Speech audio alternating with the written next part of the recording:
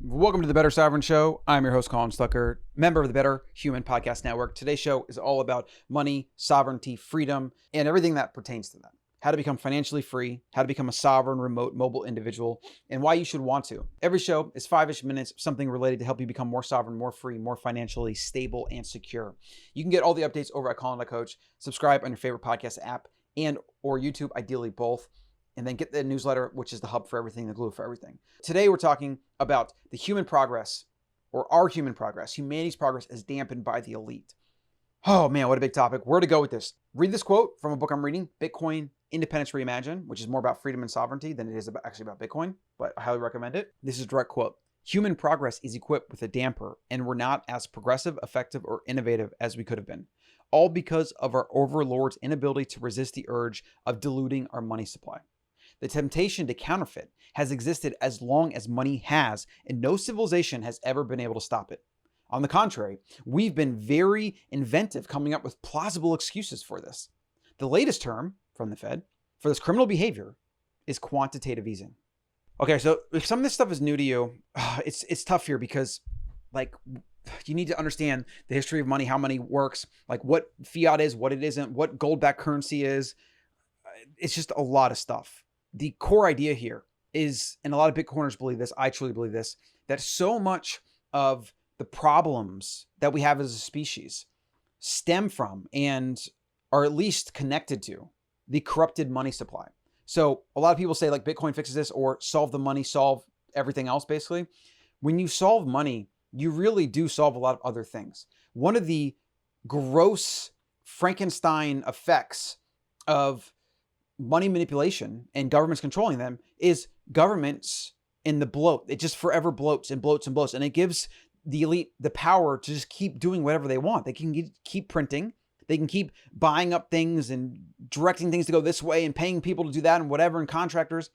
It's a never-ending spigot of corruption and growth and greed. That's what printing money, controlling money allows you to do. It allows you to basically do whatever you want with no repercussion. There's no skin in the game because you don't go bankrupt. You're not responsible for what actually happens. And this is the problem with all governments. All governments throughout history of mankind have been basically dictatorships in a way and have had unchecked power of which the rulers had very little skin in the game. Now, today in our modern world, it's even more of a problem because you have all these power structures that are built with lots and lots of people involved, and there's not really any single one person. So even if you get a new president, all these power structures in Washington and people and organizations, they all kind of toe the status quo. Most people think that the president is like the main dude or dudette that does everything, but he isn't. Like he's operating within an already established power paradigm that is really, really hard to change because of all of the people involved and all the incentives that are aligned to keep it that way. The fundamental problem with governments is they don't have skin in the game, and politicians don't have skin in the game. In fact, politicians get voted. They say anything and do anything they can to get voted in. Then they use their influence. They make deals and they get paid and they do all the shady shit, and they basically become powerful and rich throughout that process. And then even after 4 years, you can go from poor to rich in 4 years. I mean, Obama is a multi-millionaire now. And when he came in, I believe the net worth of the family was like $1 million. Now they're hundreds of millions heirs, the Obamas. Even if you get out after 4 years or even 8, you're set for life. You have influence, power, money, whatever. You have a brand. You can literally just go and do speaking gigs for $100,000, like crap like that. So politicians will do anything to get into that position. And then what they do while they're in that position doesn't matter because when they get out of that position, they're set for life. The temptation to counterfeit because it is obscenely hard to actually balance a budget for something as complex as government. And I get this. The Romans did this.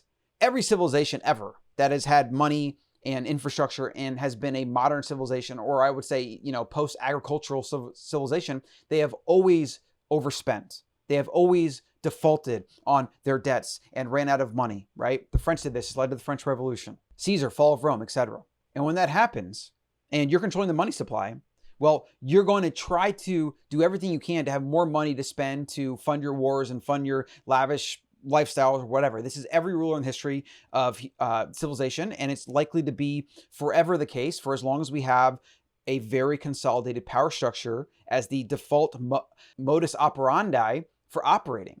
But if we can actually introduce sound money, that is incorruptible and uncensorable by governments, it can bring much needed checks and balance, and it can bring skin in the game so that if governments do things that aren't productive, and if they don't balance and spend the right way and not waste, then they go under. They lose power. Controlling money, this is what people don't really understand. If you actually boil it down, money is the foundation of power. It's how you get things done. You need it. Now, of course, also influence, but even if you know people and you can say, hey, do this for me, that person then calls on other people to do something or have something done. It's always going to come down to money. Money in some way is connected to everything. It's the way we transfer energy through time and space. So money really is the foundation of power in our modern environment, right? The world we live in, because it's what is needed to do anything, to buy tanks and guns and armies and contractors and this and that or whatever. So money is at the core of the corruption of nearly all the problems we have in our modern environment as humans. And then if you actually look at how city-states fight over scarce resources, lands, and then you have religious stuff, which is, I mean, money's involved in that, but a lot of these religious dogmas and things they fight over, like a little patch of land because they have certain beliefs about it, like, you know, that's its own thing. But geopolitically, individually, communally, any group or individual, high up, down, below, wherever, you're going to need money. Money is a power source. Money is a power source for survival, right? And it's a power source for domination and enslaving others. If we can fix the money, we can remove so much of government's ability and politicians' ability to not make good decisions, to not run governments effectively, and then to, even worse, what the new political strategy is to just appeal to like identity politics and victimhood and crap like that, which all that is a smokescreen. And it's a way to manipulate the masses to vote a certain way, make all these big promises or whatever. Like I said, get elected, and then it doesn't matter. Once you're elected, it doesn't matter. Very few people pay attention to what politicians do. Very few people pay attention to what they said and what they've done, etc. Nobody cares. It's always about who's the new enemy we can throw stones at, and I can rally troops behind or people behind, so then you can then vote for me, and then I can get office, then I get my power and money, and then me, the individual, I'm good, I'm set for life. I can tell you right now, if I was ever elected a politician, I would try to do good, but you better believe I'm protecting myself and my family first. This is just human nature, right? In some ways, we can't even really fault politicians other than, you know, like the game itself, which is corrupt and broken. And yes, politics does attract sociopaths and things like that for various reasons, but I don't even know if we can really blame them. It just is what it is. The system itself is broken. Get all the updates over at colin.coach. And real quick, this day in history. What happened this day in history? Let's do our rapid fire rounds. This day in history, the monkey trials, which I've never heard about. The Scopes monkey trial begins in Dayton, Tennessee. The so-called Scopes monkey trial begins when John Thomas Scopes, a young high school science teacher, accused of teaching evolution in violation of a Tennessee state law. Can't believe that. You couldn't even teach evolution. So in 1927, the Tennessee Supreme Court overturned the monkey trial verdict on a technicality, but left the issue unresolved. Definitely interesting to learn about that. There's like so many things that affect our world today, the status quo that we take for granted. All right, so some interesting and fun animal facts. Polar bear fur is actually clear and their skin is black. Okay, that's interesting. Baby flamingos are born gray, not pink. So that's interesting. So their polar bear fur is clear, and it probably then shows up white because the white environment. Baby flamingos are born gray, not pink.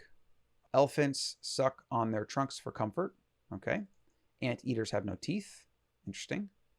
Okay, so that's going to be it for the show. So let's thank our sponsor. Let's support the show. colin.coach/fish. Get some high quality seafood, sustainably sourced, premium quality, perfectly portioned. I have a huge box of this in my freezer right now of about 15 individually vacuum frozen fillets. Super fresh, especially seafood, because I usually freeze it like on the boat or right after it gets into port. So it's super, super fresh. Seafood is a simple, easy way to get more protein in your diet. And it's awesome. And it tastes good and it's yummy. And all you need is a cast iron pan or a nonstick. Fry that bad boy on each side and a little bit of butter. Finish it in the oven until it's cooked through. Make sure you're using enough wild pink salt, wild foods, and you're good to go. That's going to be it for today's show. Get on the Better Human newsletter over at colin.coach, and I'll see you in the next one.